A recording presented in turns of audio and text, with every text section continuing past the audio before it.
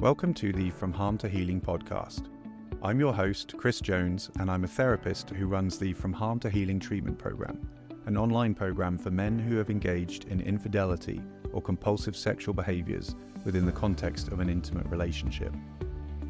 I started this podcast to illuminate some of the common blind spots within the treatment fields for compulsive sexual behavior or sex addiction through the lens of the deceptive sexuality trauma model.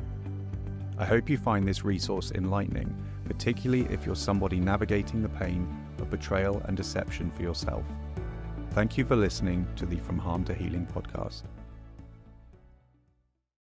This is the second part of our deeper dive into the IAD or integrity abuse disorder concept from the DST model. In the last episode, we looked at the behaviors and the patterns involved, but in this episode, we're going to look at the A word, the abuse word, and why we call it integrity abuse disorder.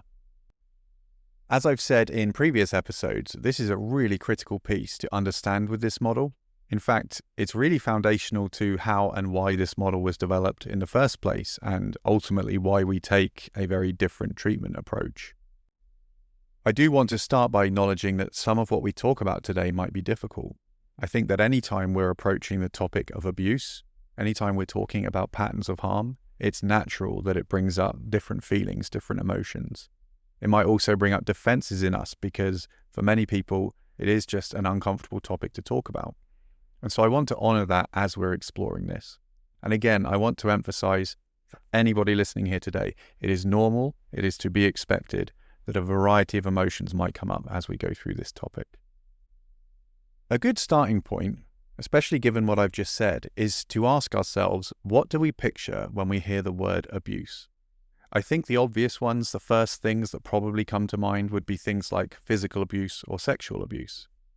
And what about when we think of abuse specifically within an intimate relationship, or what we often call intimate partner violence?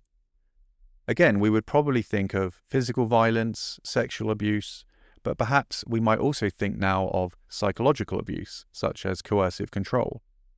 The ways in which one partner might seek to control another by controlling the people they spend time with, stopping them from seeing friends and family, perhaps controlling their access to finances or controlling the way they dress or present themselves. We might think of verbally diminishing the partner or threatening them and so on. And when we think about all of those types of behaviors, the thing they all have in common, which we really want to highlight here, is the idea of control and power. When we think of any pattern of abuse, it results in one person having control of or power over another person. And that in itself is a very, very important point to sit with. It involves control or power over another person. When we think of it that way, many people won't naturally associate abuse with deceptive sexuality because we often won't think of deceptive sexuality as involving control or power over another person. And generally, in this field, this has not been seen as an abuse problem. It's been seen primarily as a compulsive or addictive issue. So let's start by considering one of the things we talked about in the last episode when we introduced this concept of integrity abuse, which was the idea of the patterns of behavior being a system with a specific goal in mind.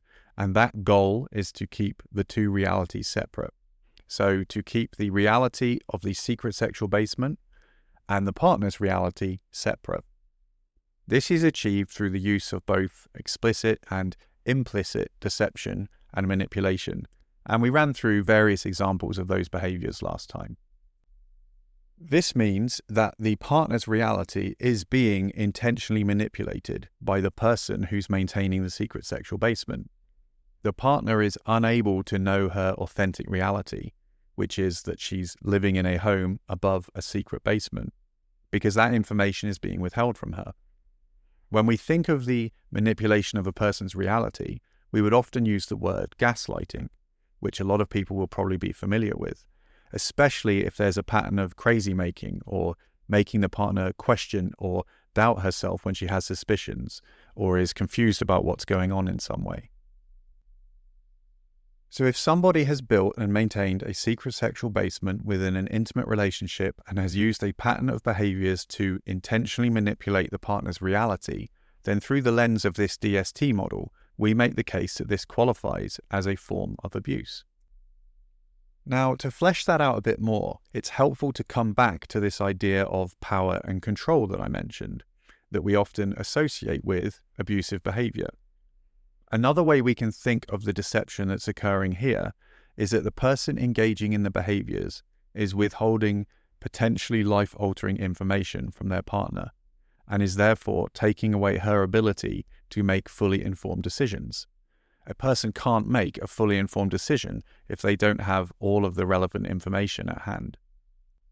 For example, if one person in a relationship is engaging in an affair and intentionally hiding that information from the other partner, that partner is very likely to be making decisions in their life that they would not otherwise make if they knew that the affair was occurring. That might be the decision to even be in the relationship, the decision to engage sexually in the relationship, the decision to invest in the relationship in all sorts of ways. Again, they're in the position of making life-altering decisions that they might well not make if they had access to their authentic reality rather than the manipulated reality. Given that this is the case, it means that the person who's engaging in those behaviors, the person that's maintaining the basement, is engaging in a form of covert control. It might look very different to the coercive control that we mentioned briefly earlier, that people are perhaps more familiar with, but the outcome can be similar in that the partner's decision-making is controlled in a covert way because, again, they don't have access to authentic information. And when covert control is occurring, the partner is, therefore, disempowered or is in a one-down position. It then follows that the person engaging in those patterns of integrity abuse is in a power-over position or one-up position. They are controlling the narrative, so they hold the implicit power over their partner from that perspective. And whilst, again, it might look very different to those initial pictures we have of what abuse looks like, we do ultimately have this outcome of a power imbalance within the relationship and a form of control that's occurring. And this really gets to the heart of why we identify the behavioral patterns here as IAD or integrity abuse disorder. It's also why this idea from the start of identifying the two-part problem of the secret sexual basement is so important. I'll reiterate that if we're dealing with a sexual behavior issue or infidelity of some kind that's not being hidden, so let's say one of the partners within a relationship does something that breaks the fidelity agreement of the relationship, but then confesses this to their partner and doesn't hide it. In that case, that's still very likely to be extremely damaging, hurtful, painful, but that in and of itself is not abusive because no manipulation of the partner's reality is occurring. Whereas if they engage in that same behavior but hide it and manipulate the partner's reality, by doing so, covert control and disempowerment is occurring. Another point that I want to consider here, which is really important when we're talking about this, is the intent from the person engaging in these behaviors.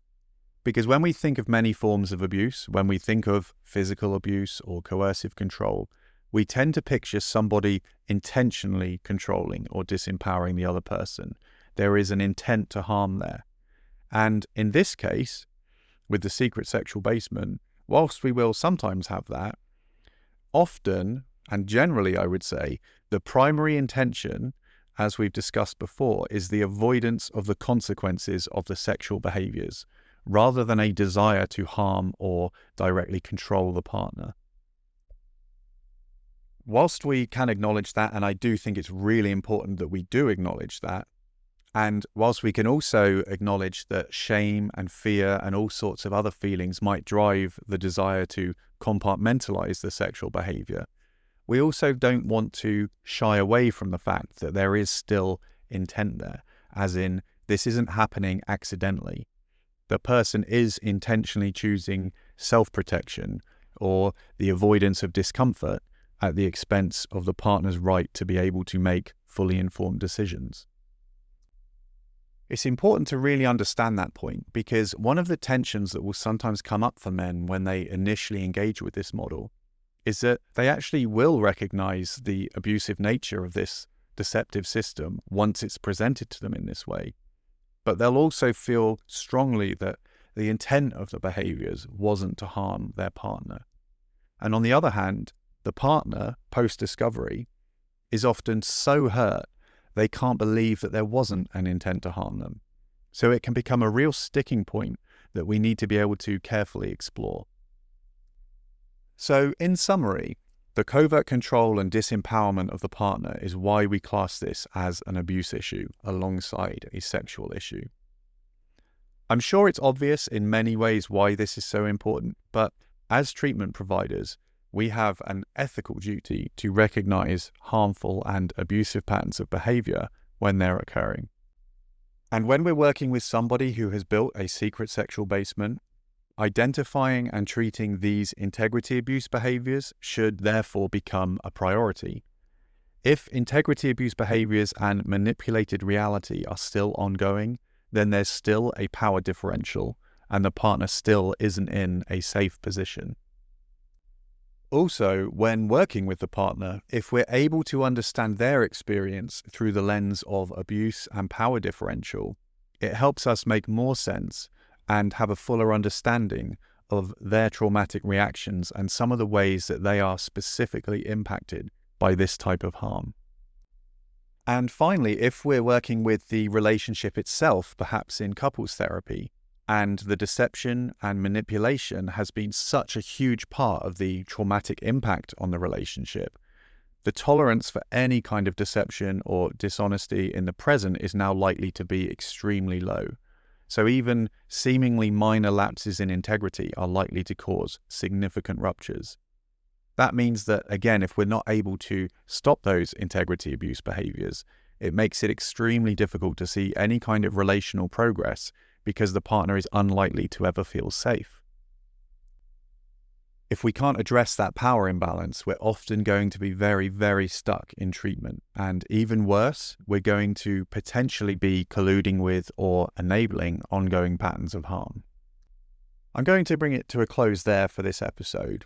And I want to acknowledge again that any time we talk about abuse and the kinds of things I've spoken about today, it's normal that different emotions and defenses might come up. This is both a very difficult topic to talk about, but also a very important one. And any time we're bringing truth and reality to these situations, where so much harm has been caused by deception and manipulation, I think we are making a conscious choice to move towards healing. Now that we have a fuller understanding of the harmful nature of the secret sexual basement, we can move in the next couple of episodes towards exploring the unique traumatic impacts that the betrayed partner so often experiences.